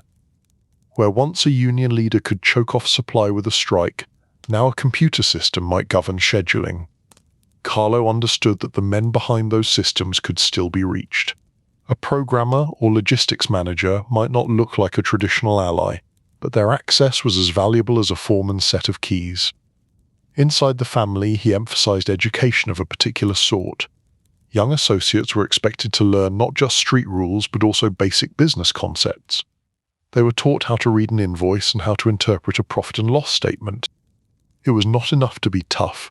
They had to be at least a little smart, or they would become tools rather than partners. Carlo also kept his eye on the cultural shifts around them. The country was changing. Television brought court hearings and crime stories into living rooms. Movies and novels increasingly romanticized the very world he wanted to keep unromantic. Young men looked at those stories and saw role models, not cautionary tales. He found this vaguely insulting. There was nothing glamorous in his view about keeping track of which warehouse clerk needed a quiet visit and which contractor was late with a payment. The work was mostly about patience and paperwork, sprinkled with occasional crises. Yet the stories focused on the rare, spectacular moments of betrayal and violence, as if those made up the daily bread. To counteract this fantasy inside his own ranks, he tried to set realistic expectations.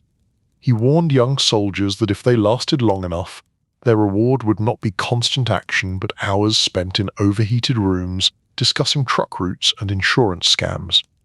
If that sounded boring, he would say calmly, they should find other careers. Beneath his dry humor lay a serious point. Boredom, properly used, was a survival tool. Men who craved excitement were drawn to risky moves. Men who preferred stability were content to let the money arrive on time. Still, he was not blind to the rising restlessness among younger figures, both within his family and in others. A new generation was coming up that had not lived through the Castellamarese War or the early, chaotic days of Prohibition. They had not seen the cost of a full-scale conflict between families. To them, authority looked like something to be challenged as soon as it limited their immediate ambitions. Carlo knew he would not be around forever to hold the center. His health, while not catastrophic, reminded him now and then that bodies wear down, no matter how strictly they are managed. Walks in Massapequa grew shorter, stairs in Brooklyn felt steeper. He began, more consciously, to think about succession. Not about who would wear the title, but about what kind of house he would leave behind. The idea of his work collapsing into noisy chaos after his departure offended his sense of order. He leaned more heavily on Castellano, grooming him as a future boss with a businessman's outlook. Castellano's interests in meat distribution and construction contracts fit perfectly with the model Carlo favored. Legitimate fronts with deep backroom control, cash streams that could be explained to taxmen even as they were shaped by unseen hands. At the same time, he took care not to alienate Delacroix and the soldiers who respected him. It would be a mistake to hand everything to one's side and leave the other feeling betrayed.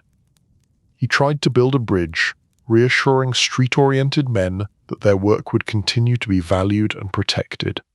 In private moments, he admitted to himself that this balance might not hold once he was gone. Human nature again was the one variable even he could not fully calculate. But he would lay the foundation as best he could. Beyond the practical concerns of leadership, there were his personal rules, the ones that had carried him from a Sicilian village to the top of an American underworld. He summarized them for close confidants in simple phrases. Do not show your money on the street. Do not start a fight you cannot finish in a calm way. Do not trust a man who loves his own reflection more than he loves discipline. Do not forget that families, both criminal and domestic, are built from the bottom up, in kitchens and on sidewalks, not just in meeting rooms. In Massapequa, he often walked the quiet loop of his street and thought about these rules. Neighbors nodded, some with curiosity, others with wary politeness. To them, he was the older man at the end of the block who always seemed to have visitors in dark cars but never caused trouble. Children rode bicycles past his house, unaware that the person trimming rose bushes in the front yard could whisper instructions that moved fortunes. From Long Island to Manhattan, from Brooklyn to Las Vegas, from union halls to corporate offices, the house of Gambino rested on his unseen calculations. It was not invincible, no house is, but it was sturdy in its way, held together by quiet habits and enforced by a man who believed more in steady breathing than in dramatic speeches. The irony, not lost on him, was that the more successful he became, the more energy the government poured in to understand his world. New laws were being crafted, new investigative tools were being tested. Somewhere, behind other bland office doors, men in suits were building cases just as methodically as he built rackets. He could sense the future tightening around him, like a suit deliberately tailored a little too small. There would be more surveillance, more informants, more hearings. The simple fact of how long he had survived as a leader made him a prime target in the eyes of ambitious agents and prosecutors. But that was tomorrow's problem. Tonight he would sit at his kitchen table, review a set of figures from a trucking company, sip his coffee, and listen to the murmur of his household. The house of Gambino for the moment was calm. The next chapter, like every other, would arrive when it was ready. Chapter 9. Pressure from above and below. By the time the 1960s gave way to the early 1970s, Carlo could feel a new kind of weight settling over his world. It did not come from rival bosses or street wars. It came from men in suits who worked in offices with fluorescent lights and filing cabinets. For decades, law enforcement had chased individual crimes, individual gangsters, single incidents that made good headlines. Now, slowly and stubbornly, parts of the government were learning to think in structures, just as he did. They were less interested in wine robbery, and more interested in the entire web of people who made sure certain trucks always arrived on time, and certain witnesses never seemed to remember anything. From his house in Massapequa, Carlo watched the change unfold with a mixture of irritation and respect. The signs were everywhere if you knew how to read them. New federal task forces, committees in the Capitol talking loudly about organized crime, laws being proposed that made it easier to seize money and property. Wiretaps that used to be rare now appeared with weary regularity in court cases. Men caught on tape gossiping in back rooms learned the hard way that casual talk could become a prosecutor's favorite bedtime story. Out on Long Island, unmarked cars began to appear more often near his quiet street. They were never parked directly in front of his house. That would have been too obvious, and the men inside those cars considered themselves professionals. Instead, they sat half a block away, pretending to read newspapers, drinking coffee that turned cold too fast in winter air. Carlo knew they were there. It was impossible not to notice the pattern of unfamiliar vehicles, and the way their drivers never seemed to have anywhere else to go. Sometimes, as he walked past them on a morning stroll, he would give a polite nod, as a taxpayer to another. The agents, cheeks red from the wind, often looked away, embarrassed at being noticed in a job that was supposed to be discreet. In Brooklyn and Manhattan, other watchers sat in parked cars outside social clubs and restaurants. They wrote down who came and went. They gave everyone nicknames. They argued in low voices about which figure deserved more resources. The government might be slow, but once it decided to pay attention to a particular man, it could be surprisingly stubborn. Inside his own circle, Carlo adjusted. Meetings shrank. Conversations that had once happened at busy tables now moved to smaller, safer rooms with fewer ears and fewer echoes. Certain phones were no longer used for anything of importance. If a subject could not be handled in person, it often did not get handled at all. Despite all this caution, the law was gaining ground. New statutes designed for complex criminal enterprises gave prosecutors fresh tools. They no longer had to prove every individual act against a single person. It became possible to argue that a leader was responsible simply because an enterprise existed and he sat at its top. To Carlo, this approach felt offensively lazy, but he could not deny its effectiveness. In courtrooms, he appeared from time to time, summoned by indictments that read like long, unhappy novels. Tax charges, conspiracy counts, accusations that he was the unseen hand behind rackets that stretched across boroughs and states. He presented himself as he always had in public settings, as an aging businessman of modest means. Simple suits, careful steps, a calm expression that suggested confusion at all this fuss. His lawyers spoke the language of technicalities and lack of evidence. He sat quietly, listening as if to a play he had not bought tickets for. Sometimes his health cooperated, sometimes it did not. When doctors said his heart was strained, they were not lying. Years of responsibility and worry, combined with the normal wear of age, had taken their toll. There were days when the walk from house to car felt longer than the actual drive. His medical record became part of the legal dance. Prosecutors saw illness as a tactic. Lawyers saw it as a shield. Judges saw through some of the drama it could not ignore real symptoms. Carlo himself saw it as a reminder that time kept moving, no matter how carefully he arranged everything else. While federal agents tightened their files from above, a different kind of pressure rose from below. The younger generation inside the Gambino family had grown up in a world very different from the one that had shaped Carlo. They had not been stowaways hiding in the belly of a ship. They had not walked the dusty lanes of Paso di Regano or lived through the lawless improvisation of prohibition. They knew the stories, of course. They heard older men talk about the Castellammarese War and early days on the waterfront. But those tales belonged to a past that felt as distant to them as ancient history. They were creatures of a new city, a New York full of high-rise projects, color televisions, and fast cars. They saw the world not in terms of patient accumulation, but in terms of immediate opportunity. Why spend 10 years building a business quietly when a risky move today could bring a heap of cash tomorrow? Carlo watched them with wary eyes. Some of these young men were talented, quick-witted, and loyal. They could read a room, follow instructions, and adapt when plans changed. Others were restless, drawn to nightclubs and attention, more interested in being seen as important than in doing the slow work that actually made an organization strong. He understood ambition. Without it, he would still be in a Sicilian village. But he also knew that ambition without discipline was like a truck with no brakes on a steep hill. Sooner or later, something would crash.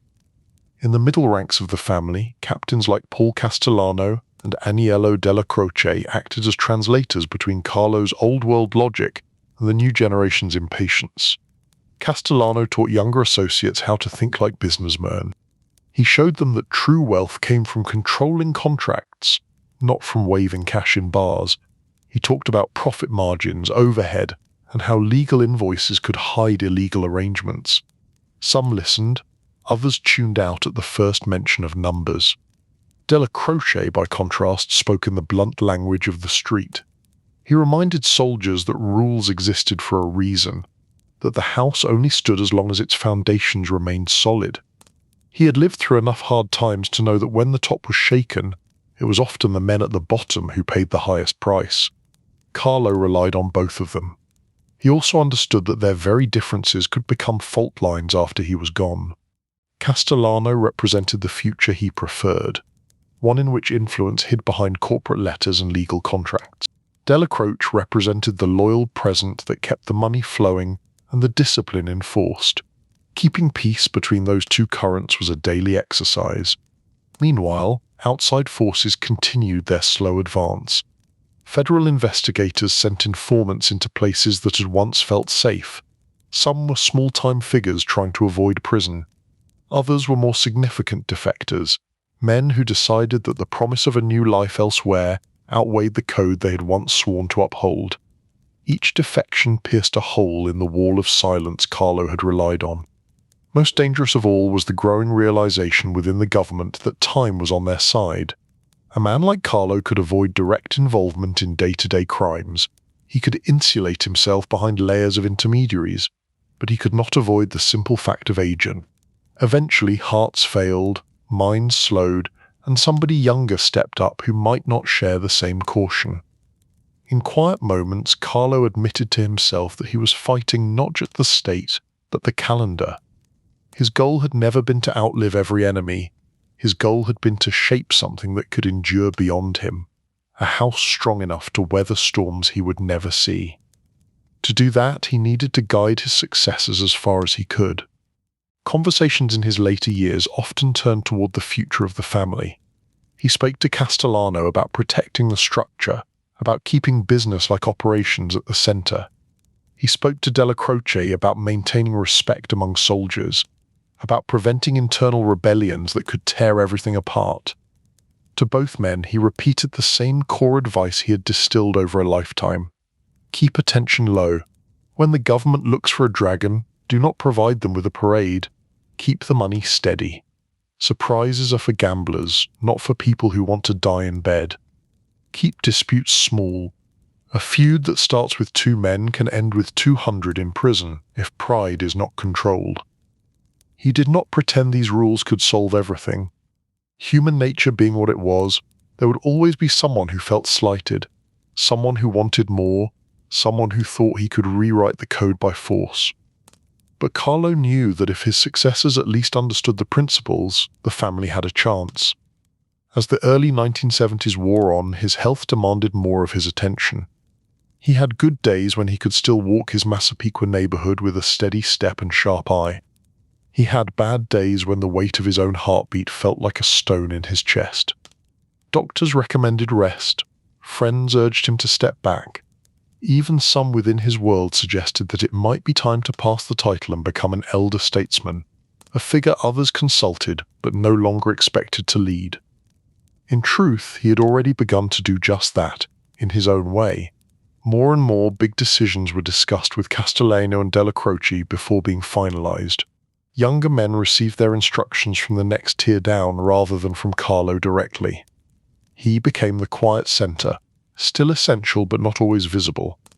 At home, he found himself spending more time in simple routines, reading newspapers at the kitchen table, watching news on a modest television, listening to his grandchildren argue over board games and television shows. The sounds of domestic life, once a background hum, became a kind of comfort. He was not a sentimental man by nature, but he was not immune to reflection. Sometimes, late at night, he would sit in his chair, the house quiet around him, and think back over the journey from Paso di Regano to Brooklyn, from the belly of a ship to the center of a hidden empire. He had outlived many rivals, many friends, and more than a few enemies. Men who had seemed untouchable in their youth now existed only as photographs in yellowed newspaper clippings or as names in footnotes of law books. He had managed, so far, to avoid both prison and the kind of sudden violent exit that was almost expected in his world. That accomplishment was not merely luck, though luck had played its part. It was the product of a lifetime spent choosing the less dramatic option, taking the long route instead of the shortcut, and understand that the best way to win some battles was to avoid fighting them in the first place. Still, the pressure from above and below never fully receded. Federal agents in their unmarked cars continued their vigils. Young men inside the family continued to dream big dreams. The center, for the moment, held. But even the calmest leader could not ignore the simple truth that no person, no matter how careful, could stay at the table forever. The question now was not whether Carlo would leave that table. The question was how, and what would remain standing after he was gone. Chapter 10. The Last Quiet Night. In the final stretch of his life, Carlo moved through his days with the deliberate caution of a man who knew his body had become a less reliable partner. Simple tasks demanded more effort. Climbing stairs felt like climbing small hills. Long meetings left him tired in ways he would once have found unthinkable. He did not like weakness. He had spent his whole life managing people and situations, arranging outcomes as if the world were a complex but decipherable ledger. Now his own heart had become a column of numbers he could not fully control. Doctors spoke of blocked arteries and stress, of age and accumulated strain. They prescribed pills and rest, lighter meals and fewer long nights. Carlo listened patiently, nodding with the same courtesy he showed everyone who brought him information. He took the pills. He allowed his schedule to shrink. But he could not quite bring himself to fully step away. Even as his physical world narrowed, the structure he had built continued to move around him. Captains met, money changed hands, trucks rolled out of depots, contracts were won and lost. Castellano and Della Croce managed most of the day-to-day decisions, following patterns he had established over decades. They visited him regularly, bringing updates and questions, drinking coffee in his kitchen as if they were just relatives catching up. In those meetings, he saw flashes of the future he would leave behind.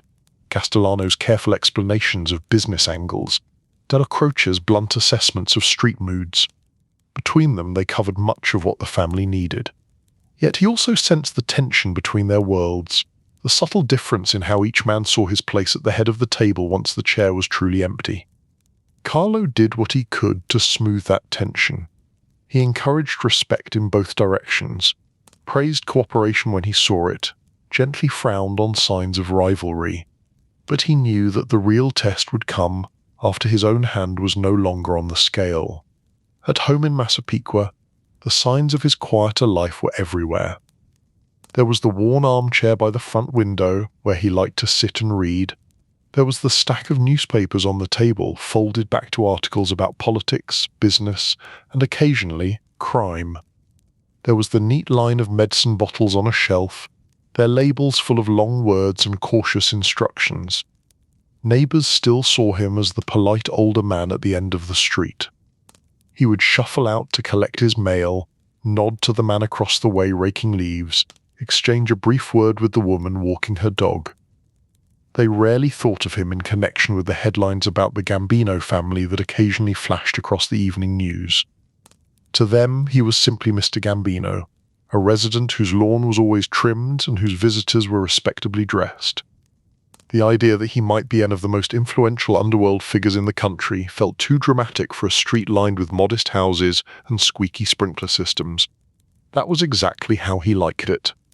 On one of his last afternoons, he sat in the living room with a grandchild who was working through school homework. The problem on the page had to do with simple arithmetic. The child frowned, trying to line the numbers up correctly. Carlo watched for a moment, then leaned over and pointed out the pattern.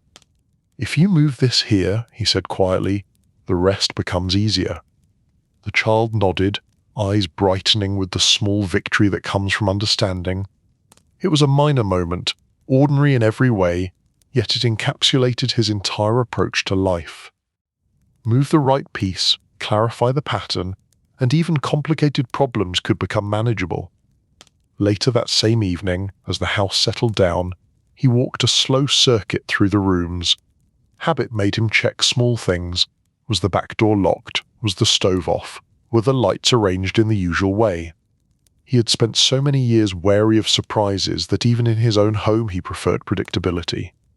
In the quiet of his bedroom, he sat at the edge of the bed for a time, breathing steadily, feeling the familiar weight in his chest. He was not a man given to speeches, even in private, so his reflections came as simple, wordless acknowledgments. He had left Sicily as a boy with almost nothing. He had climbed into the belly of a ship, trusting in arrangements made by men whose names were not written down. He had arrived in America as a stowaway, invisible to officials, visible only to relatives who took him in because that was what families did. He had started as a worker on docks and in back rooms, carrying crates and messages. He had learned the city's invisible map, figuring out who truly controlled which corners and why. He had survived prohibition, the wars between bosses, changes in leadership, the rise and fall of loud men who believed fear alone could keep them safe. He had built his power like a patient mason, one brick at a time, each decision a piece in a wall of influence. He had refused to be a celebrity. He had preferred to be a rumor given form, a name spoken in low tones by men who understood the value of caution. He had balanced family and business, imperfectly but persistently, trying to keep the people at his table fed and cared for, even as he made choices that sent ripples across cities and industries.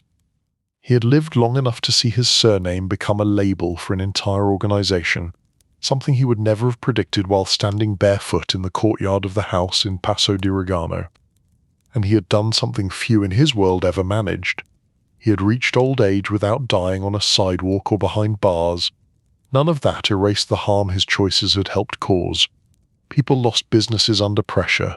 Workers were manipulated. Violence, even softened by euphemisms, was part of the machinery. Carlo did not dwell on regret, but neither did he pretend that his world was harmless. He simply accepted that he had followed a certain path because it made sense to him, in a time and place where other paths were not always visible. As he lay back on the bed, the house around him silent, he allowed himself one more small calculation. In the ledger of his life, there were columns for survival, for profit, for family, for harm. He did not try to balance them fully. That, he decided, was a task for history, not for an old man at the end of a long day. Sleep came at last like an overdue visitor. It arrived without drama. No sirens outside, no shouting in the hallway, no sudden crash of doors. His heart, which had worked overtime for so many years, simply decided it had done enough. In the morning, the house stirred as usual until someone went to wake him, and the truth settled gently over the rooms. There was sadness, of course, grief for a father, a grandfather, a husband. Relatives called on another. People came and went in hushed processions. In another part of the city, phones rang as men in suits heard the news and recalculated their own positions. Word moved quickly through the underworld.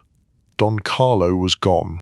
Some heard the news with genuine sorrow, remembering a leader whose calm had kept unnecessary wars at bay. Others felt a secret thrill, believing that new opportunities would open without his steady hand. A few older figures sat alone and simply shook their heads, understanding that an entire era had ended. In law enforcement offices, agents and prosecutors reacted with their own complicated mixture of emotions. Some had spent years building cases that would never now lead to seeing him in a prison uniform.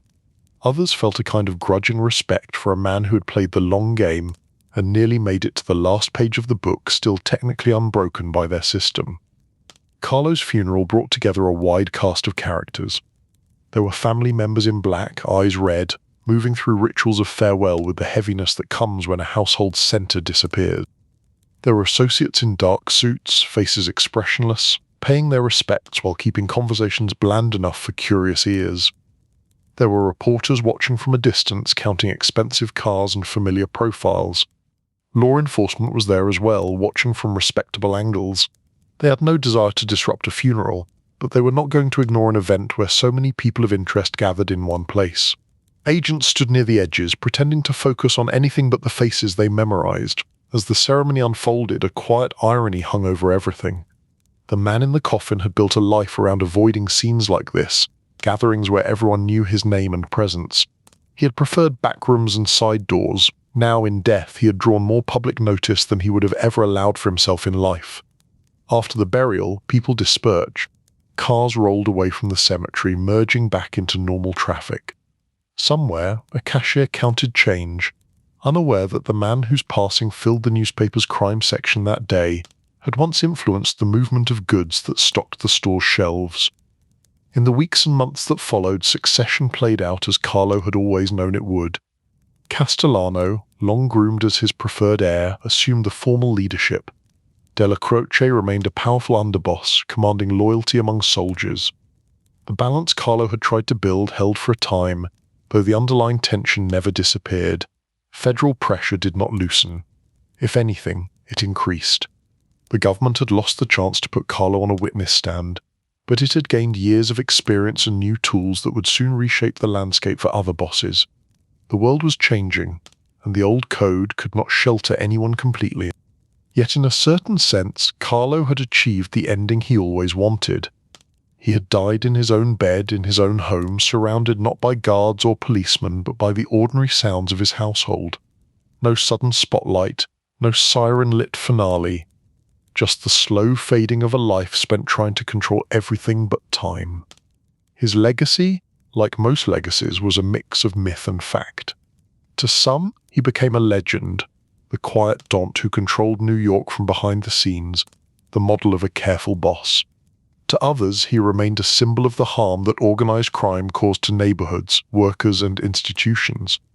To his family, he was simply the man who sat at the head of the table, who asked how their day had been, who sometimes worried about squeaky gates and half-eaten leftovers. As years passed, stories about him were told and retold, each version polishing or distorting the reality according to the storyteller's needs.